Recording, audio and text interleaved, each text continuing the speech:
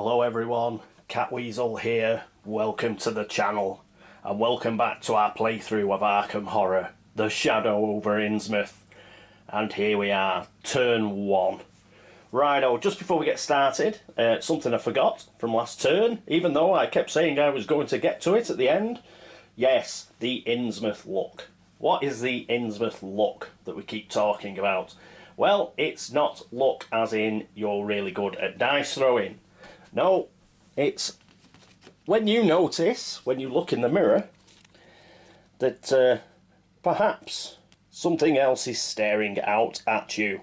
The thing about Innsmouth is there's been a bit of inbreeding going on with the local fish population. And what happens is, the older you get, the more you become to resemble a deep one. So if you have the genetic markers, you too can turn into a deep one and gain the Innsmouth look. So that is just a deck of cards, and pretty much you have some flavour text, and then it'll tell you whether you've got the Innsmouth look or not. They're pretty nasty, but what you're hoping for is obviously you do not get the Innsmouth look, because you end up turning into a deep one and are essentially devoured. So we'll give these a bit of a shuffle. Now these are nasty. And poor old Silas, because he's a Marsh and he hails from round Innsmouth in his past, he has to pick 2 of these. So if he's ever told to pick an Innsmouth look card, he will pick 2, which doubles his chances of being a deep one and getting devoured. So just another cross for dear old Silas to bear. So I'll keep those up there behind the location encounters in Innsmouth.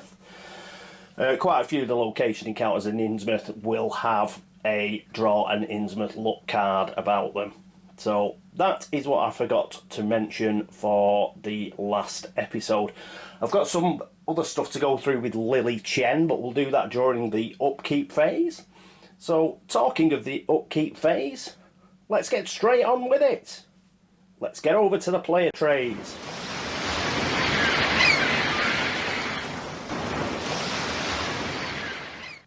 And here we are with our first player, Amanda Sharp. So got her all set up for the first turn of the game. What's she going to do?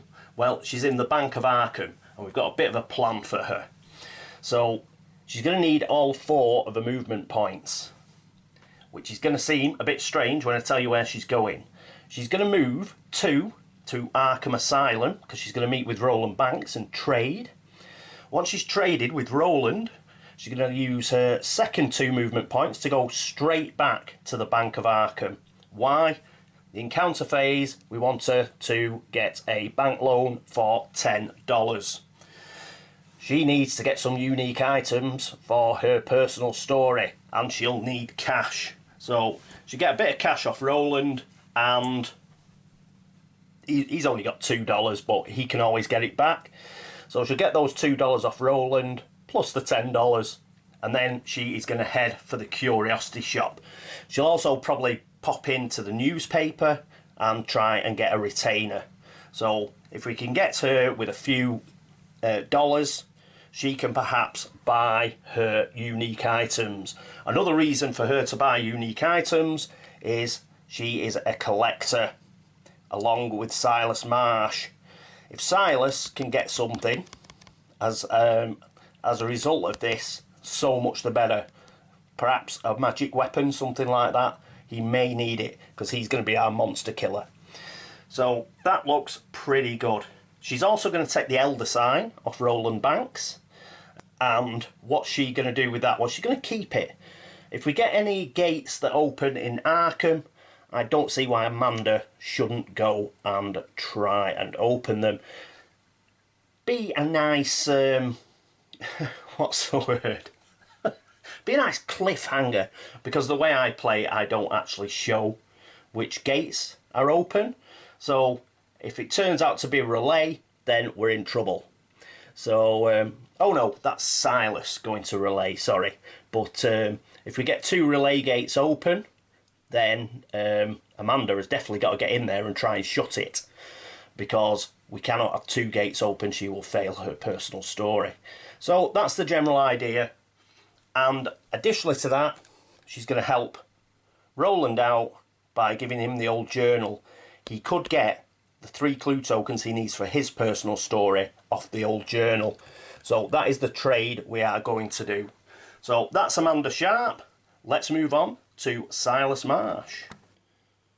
And here we are with Silas. So what's he going to do? I've already set these up. I'd set these up as the focus markers. I'd set those up for Amanda as well. She just basically needed her 4 speed.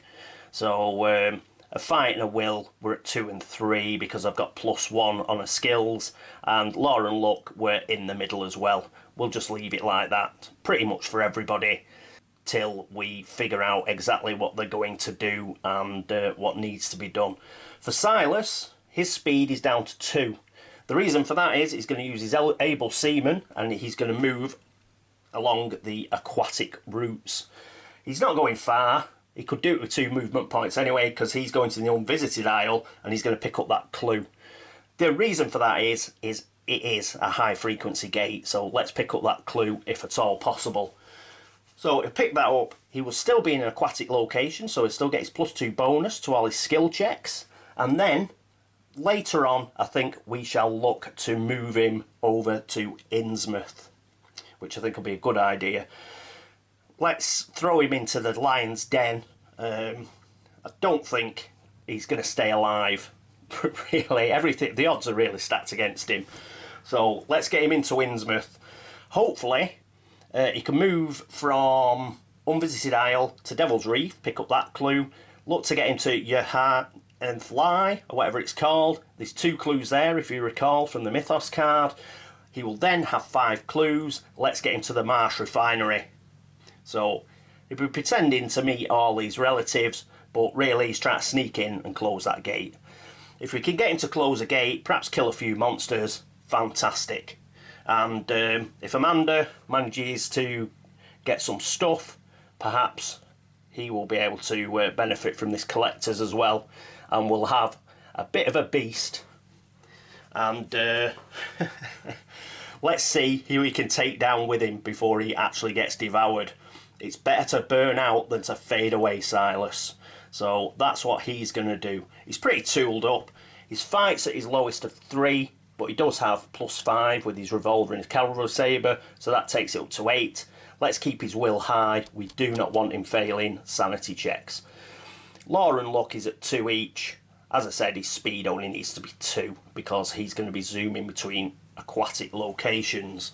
So that's it for him. And let's move on to Roland Banks. And here we are with Roland. We've already mentioned some stuff for Roland. He's going to get a visit from Amanda Sharp. They're going to do a bit of trading, so hopefully he'll get the old journal and he will swap the elder sign for it. So that's pretty cool. What else is he going to do? Well, he's going to keep his 4 speed because we want to use the 1 movement point on the old journal. Where's he going to go? Well, he's going to start heading down the board. I think we'll send him to the Unnameable. So we're going to send him to the Unnameable, where he is going to pick up that clue. We'll send him down there because we wanted to meet up with Lily Chen. And Lily Chen will be able to move from the magic shop up to the Unnameable. So we'll do that. And so he'll get 3 clues. He'll have done that trading, and we've set him up with 4 speed, so he has the extra movement point. Then his fight is 2 because he's got the 45 automatic, so let's keep his will fairly high. And his law and luck is at 2 and 3, though obviously his law will go up 1 because he's got +1 law. So that's pretty cool. So that is what we will do with Roland. I think he's got the relationship card. They'll be in the same neighbourhood, so they may exhaust this card before making a combat check. So if something nasty turns up in the Unnameable, then at least they've got the Hunter's card to help them out as well. Okay, so that's it for Roland. Hopefully, if he's able to read the old journal, he will have already passed his personal story. So that'll be pretty good going for the first turn. Right, after him, we've got Lily Chen. And here we are with Lily. First of all, one thing I remembered myself, I didn't have to be told, was I didn't go through Lily Chen's personal story, did I? So we've got Lily Chen. Lily closed her eyes and focused. Balance, grace, serenity. With every new horror that came shambling out of the shadows, Lily found it harder to return to the state of inner calm. The trial before her was so great. Surely her teachers could not have anticipated the challenges she must face, but she could not falter now, with her destiny so close at hand. Balance, grace, serenity. Lily opened her eyes and focused. Right. So, here we go. The chosen one. Pass. If the Ancient One awakens, place this is it in play. Brilliant. What a great personal story. You've got to have the Ancient One awakening, which means you're basically going to lose anyway before you can pass it. Fail. If Lily is not unconscious or driven insane, place I can't do it in play. So there we go. That's her personal story. It's marginally better, I suppose, than Silas Marsh's, but not much. The other thing we've got to chat about is what I was saying about her max sanity and max stamina. Now, the way I was looking at it was because we're playing Cthulhu, and Cthulhu says you knock one off your max. That meant that 7 wasn't available for sanity and 7 wasn't available for stamina. But Billy Young's come on, and he thinks it should be wherever you set her max stamina, you then take 1 off it. And that's probably right. Why is that probably right? It's probably right because that makes it even worse. And this is Arkham Horror, baby. If you have 2 options and you're unsure of which to pick, you can bet your bottom dollar it's probably the worst one is the correct one. So that's the way I'm going to play it. But it wouldn't be Arkham Horror if we didn't have a bit of a chat about interpretation of rules now, would it? And I'm glad we've got it out of the way straight in the introduction. Let's get everybody used to what's going to happen throughout the rest of the playthrough when we get rules options that come up. But as I say, I was just explaining my thinking behind it. But Billy, yeah, he's probably right in that wherever I set this, like I've got it at 6 sanity and 5 stamina there, it means she gets 4 stamina and 5 sanity. One of the ways that I liked about my method, apart from the fact it was easier, is it's also easier to do. I would have just been able to move these there and there and not had to bother about there. As it is now, I'm going to have to remember that these numbers are -1 all the time. But I'll try and manage it. Right, so that's Lily. What is she actually going to do? Well, what she's going to do is she's going to go up to the unnameable. So she's got a speed of 4, where she will meet with Roland. And she's going to trade with Roland. And what she's going to trade is the bullwhip for the 45 automatic. The bullwhip is not amazing. So let's give that to Roland. He'll give her the 45 automatics. So she'll have, well, automatic. So she'll have 1 and 3, that is +2. And the +4 for the 45 automatic. And that'll make her a bit of a beast. Then, hopefully, what we can do is we can try and get her some money, and she can try and get herself a magic weapon, a one-handed one, like a knife or a sword or something. And then, hopefully, or, you know, the lamp or something like that. I think that's two-handed, but you know what I mean. We'll try and get some sort of magic knife, something like that, hopefully. And she is going to be a bit of a monster killer as well. So Amanda, gate closer. I think we may have Lily on gate closing, stroke monster killing. Silas is pretty much monster killing till he dies. And Roland, we'll have to figure something out for Roland. Might get him on gate closing as well. We shall see. But that is the plan for the turn, and we've set everybody up. So let's move across and start the movement phase.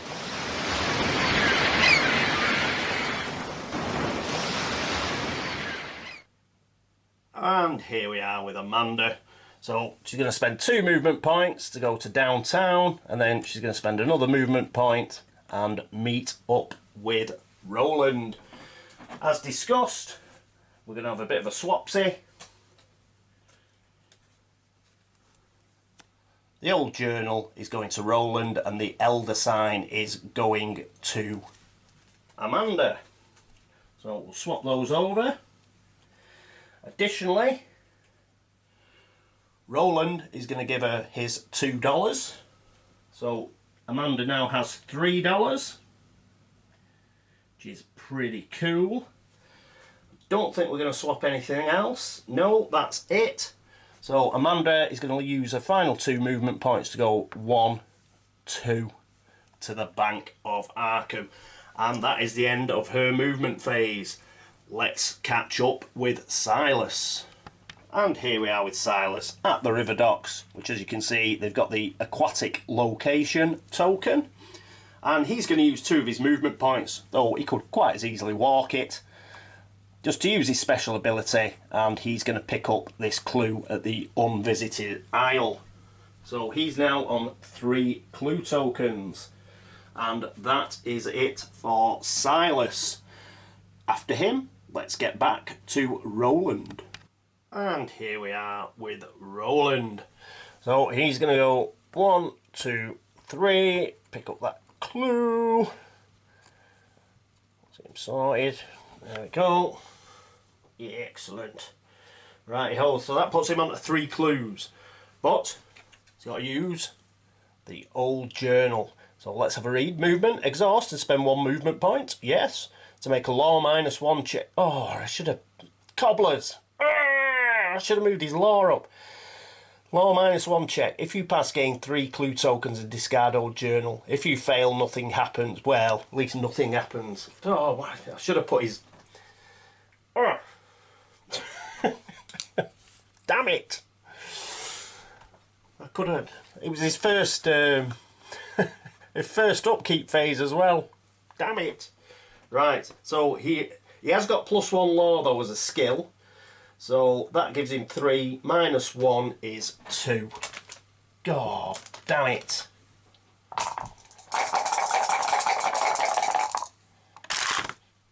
He gets a 5 anyway. Why? Because he's a star. Brilliant stuff. So he gets his, 3. Gets 3 extra clue tokens. And that puts him up to 6. Yes, yes, yes, yes, yes. Fabulous. What does that mean? That means that he succeeds at his personal story. So, pass. If Roland has 5 or more clue tokens, he has 6. Place heck with it in play. And here's heck with it. The glare off it. Roland threw the handbook in the trash. That does it. I'm going to have to make this up as I go along. Roland's intuitive ability now gives him a clue token if he has fewer than 4 clue tokens instead of 2. Brilliant. So that is excellent. Just the job. Righty-ho. So that's it for Roland. Right. So let's get rid of all this. Discard that. We haven't got Ashcan Pete, we can discard it. So, yep. Next up, it's Lily Chen. And here we are with Lily. Lily has got a bit of a trot that she's going to make. So she's going to go 1, 2, 3, 4. And she is here, the unnameable, with Roland. And they are going to trade. So he's going to give her 45 automatic, and she is going to give him the bullwhip. Let's trade those over.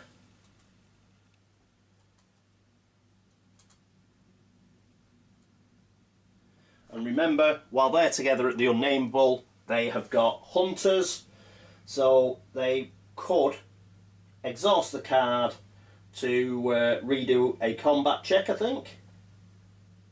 Oh no, you reduce its toughness by 1. So we could reduce a monster's toughness by 1 while they're together in the same neighbourhood. Coolness.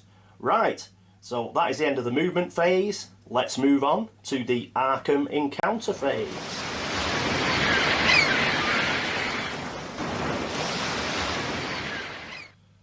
And here we are with Amanda. Very straightforward for Amanda.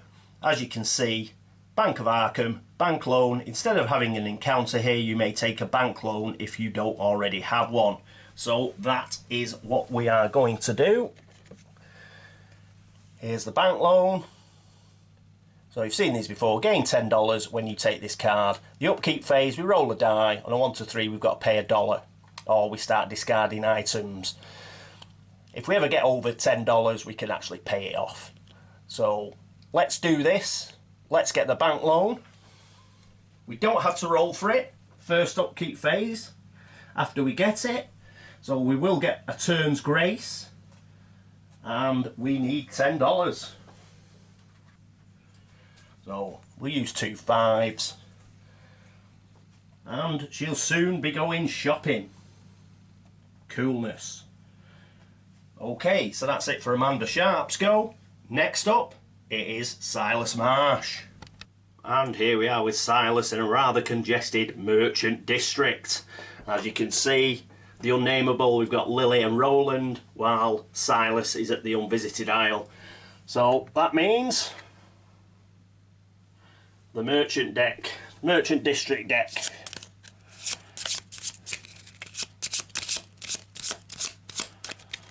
Right, unvisited isle, what do we get?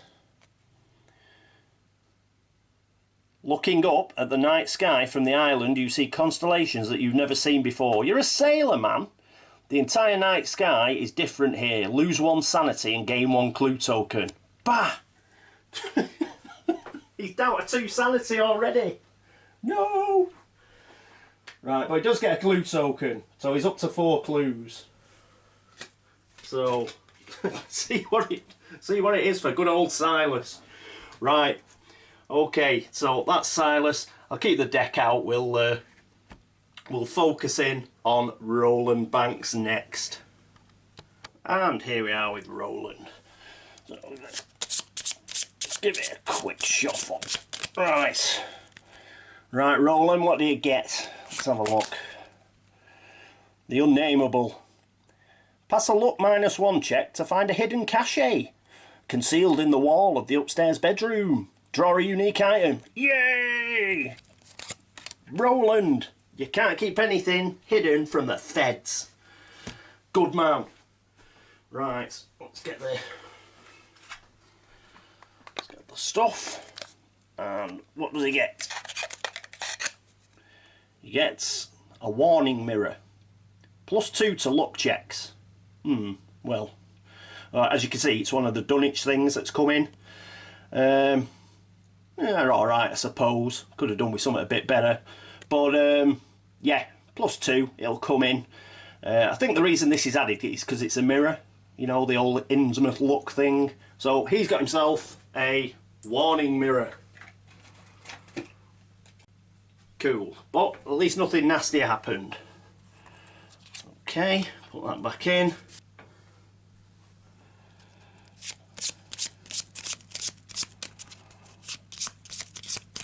Alright, there we go. Quick cut. Let's have a cut as well for a laugh. The unnameable. Ooh, you bump into Eric Colt. He tells you a horrible tale of the Mythos to test your nerve. If you listen, lose 2 sanity. If this doesn't drive you insane, take his ally card if it is available. If it is not available, you may pump him for information instead, gain 3 clue tokens. I think it is available. I think he is one of the basic allies that we're using. Let's have a look. So we've got Thomas F. Malone, Ruby, Anna, John, Duke, Tom, good old Richard, Ryan, oh there he is, Eric. So he is available. Very busy, the unnameable today. +2 speed, brilliant. You take no sanity loss from the nightmarish ability. Good. Good, good. Right, let's put him over on her player tray. She has an ally. Pretty good. Right, so let's put these back. Those back in there. Brilliant. Right, that is the end of the Arkham encounter phase. We do not have anybody in an other world, so it is straight to, yes, the laugh and chuckle phase.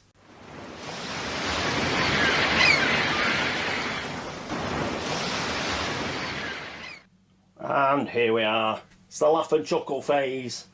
Well, let's just see what we get. Right, here we go. Come on, something good. Blackest Night. Oh, we've got a gate. Got a gate at the Black Cave. No!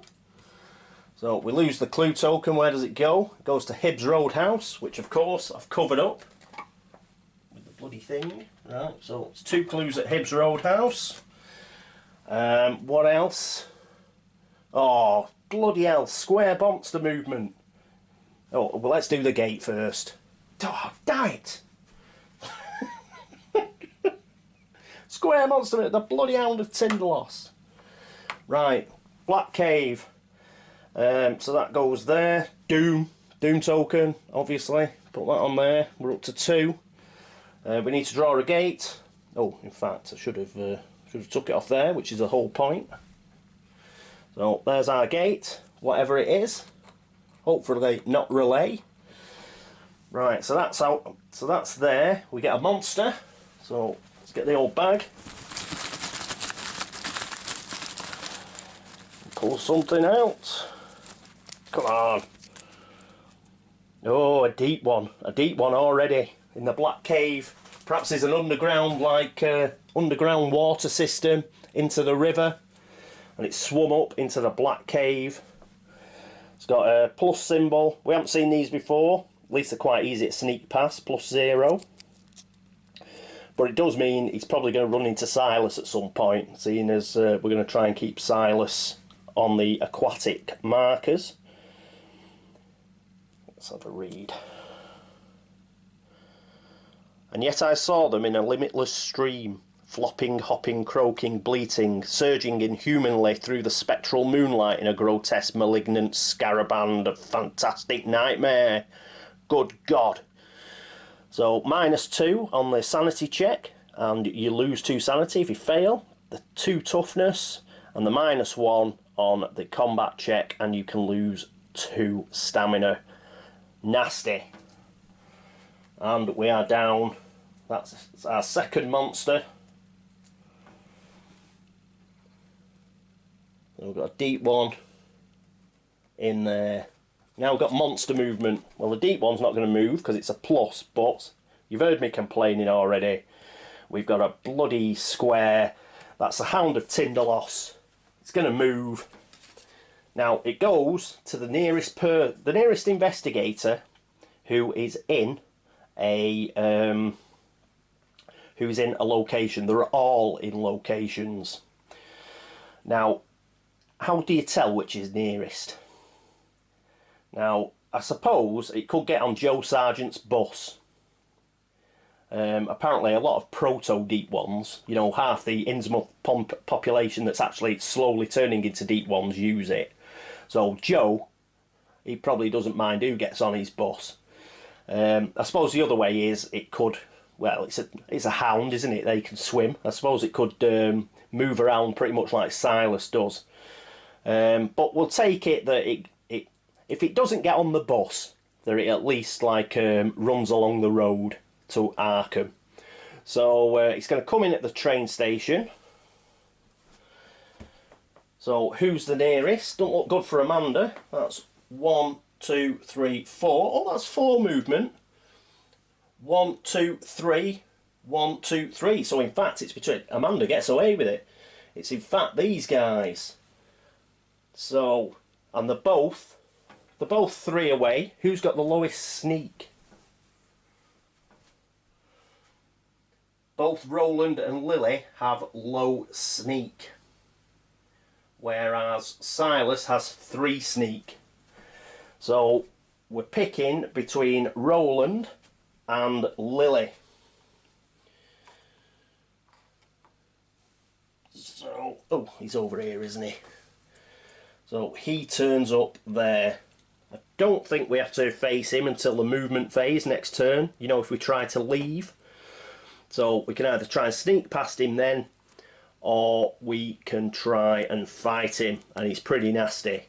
So look at that, 4 sanity, man. 2 there. Yeah, we're going to sneak past this boy. He is tough. He's really tough. So he's turned up to spoil our day. So while he's sniffing around downstairs, Lily Chen, Roland Banks and Eric Colt and Sir William Brinton are all upstairs bricking it while the Hound of Tinderloss is looking for him downstairs. Bad, bad, bad. Right. Okay. So it's an environment mystic. That's really bad because it means it kicks out our other environment, and that other environment could have got us blessed if we'd managed to seal a gate. Luck checks in Arkham are made at a -1 penalty. Sneak checks in Arkham are made at a +1 bonus. That's good, because we want to sneak past that Hound of Tinderloss. It's nasty. So hopefully that will help us out. Good stuff, good stuff. Right, oh, that's Blackest Night. So let's get rid of someone's watching over me, which is a pity. As I say, if we'd managed to shut a gate, we'd have become blessed. But never mind. So Blackest Night will take its place. Put that at the top of the board. So we can get rid of that as well now. Whoop. Stand it up properly. And let's take this one and put it in the discard. Right.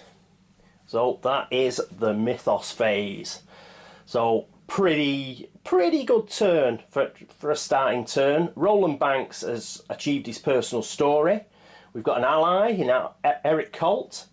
We got a unique item, a warning mirror. We managed to do a few trades, and Roland's got 6 clues. He can start shutting and sealing gates. And Amanda's got an elder sign as well. Where's she? Bank of Arkham. 1, 2, 3, 4. She could get to the Black Cave. The deep one has got +0 to sneak. Can get to the Black Cave. So yes, it's just that deep one in the way. That's the problem. We'll have a think about that. Perhaps you can take it on. Perhaps you can sneak past and look to shut that gate in the Black Cave. The big fly in the ointment is obviously that Hound of Tinderloss. We've got to sneak past it, but at least the Mythos card is helping us, giving a plus modifier to our sneak checks. If we can sneak out of there, and we'll have a think about where to go. 1, 2, 3. Roland's got 6 clue tokens, so if he could get past the Hound of Tinderloss, kill the deep one, he could go in at the Black Cave. Lily Chen's quite tough, but I do not like her taking on this Hound of Tinderloss. It's a bit grim. And good old Silas, I think we'll just send Silas. We've now got an undefended gate at Marsh Refinery, so let's get him up there. He's got 4 clue tokens because of his encounter. So if he goes up to Devil Reef, he gets his 5th, and then he can look to get to the Marsh Refinery. So yes, let's do that. Let's get him to his hometown. I'm sure he'll love it. Okay, so that is it for episode 1 of Arkham Horror: The Shadow over Innsmouth. Thank you very much for watching. Thanks very much for all your subscriptions and for all your views and for all the comments and for all the support. Thank you very much. As ever, we're over 50. We're over 50 likes at Board Game Links. Thank you very much. Something like 53 now. That's brilliant. Thank you. We're in the top 50. That's just marvellous. Thank you very much for that indeed. And yes, I hope you join me for episode 2 of Arkham Horror: The Shadow over Innsmouth. But until then, this is me, Catweazle, saying toodaloo.